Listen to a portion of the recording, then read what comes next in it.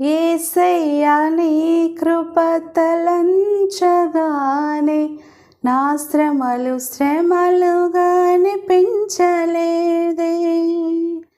నీవు నాకిచ్చే మహిమ ఎదుట ఇవి ఎన్న తగినవి కావే.